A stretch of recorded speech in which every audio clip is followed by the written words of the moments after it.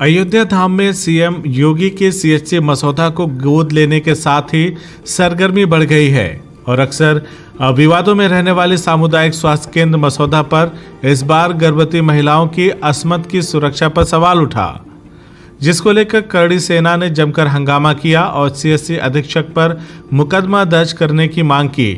स्वास्थ्य सुविधाओं को बेहतर करने के लिए मुख्यमंत्री योगी आदित्यनाथ ने खुद सीएचसी मसौदा को गोद लिया है। अब सवाल ये उठता है कि जब मुख्यमंत्री के गोद लिए अस्पताल का ये हाल है तो अन्य अस्पतालों का क्या होगा, ये सोचकर ही शरीर में सिहरन से उठने लगती है।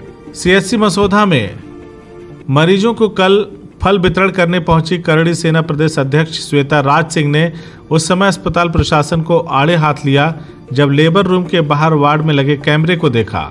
श्वेता राज सिंह ने कहा कि यहां पर महिलाओं की निजता के साथ खिलवाड़ किया जा रहा है, जिसको करड़ी सेना बर्दाश्त नहीं करेगी। उन्होंने वर्तमान में तैनात सीएचसी अधीक्षक पर तत्काल मुकदमा दर्ज करने की मांग उठाई। उन्होंने कहा कि यदि जिला प्रशासन कोई उचित कार्रवाई नहीं करेगा तो वह न्यायालय की शरण लेंगी। वहीं दूसरी ओर सीएचसी मसौदा पर तैनात स्टाफ नर्स ने भी अस्पताल प्रशासन की कार्यशैली पर सवाल उठाते हुए सीएचसी अधीक्षक पर आरोप लगाए हैं। नर्स का कहना है कि कई बार इस मामले को लेकर शिकायत की गई, लेकिन उन्होंने कोई उचित कार्रवाई करने की बजाय उल्टे नौकरी से निकालने की धमकी दी। नर्स का आरोप है कि लेबर रूम के बाहर स्तनपान रूम में कैमरा लगा है, जिसका अवलोकन सीएचसी अधीक्षक के कमरे में लगे मॉनिटर और मोबाइल पर होता है, जिसको हटाने के लिए कई बार कहा गया, लेकिन उस पर कोई सुनवाई नहीं हुई। उल्टे हमें ही नौकरी से निकालने की धमकी दी जाती है।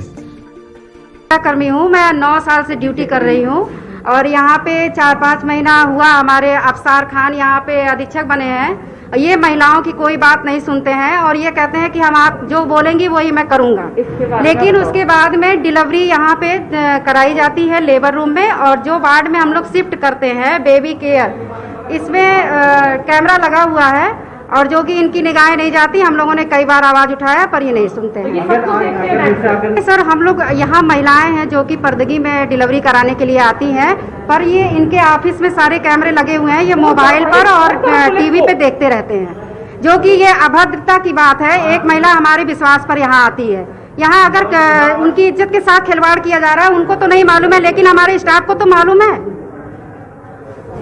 यहाँ जो बोलता है उसको कहते हैं आपको नौकरी से निकाल देंगे, हम संविदा कर्मी हैं, हम अब चुप नहीं बैठ पा रहे हैं। मसौदा पे माननीय मुख्यमंत्री जी ने इसको गोद लिया है, तो इसलिए करणी सेना यहाँ पे फल वितरण करने आई थी।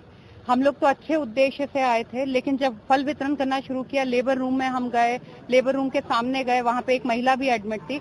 हमने क्या देखा कि वहाँ पे एक सीसीटीवी कैमरा लगा हुआ है, मतलब महिलाओं के निजी कक्ष में जहाँ पे महिलाएं लेबर के बाद रखी जाती हैं, स्तनपान कराती हैं, उनके कपड़े बदले जाते हैं, उनको तेल लगता है, वहाँ पे एक सीसीटीवी कैमरा लगा हुआ है। और जब अधीक्षक महोदय से मैंने कहा कि आप ये बताइए कि सीसीटीवी कैमरा कैसे लगा हुआ है यहाँ पे, तो उन्होंने कोई जवाब नहीं दिया। उन्होंने कहा ये आपके मतलब की बात नहीं है।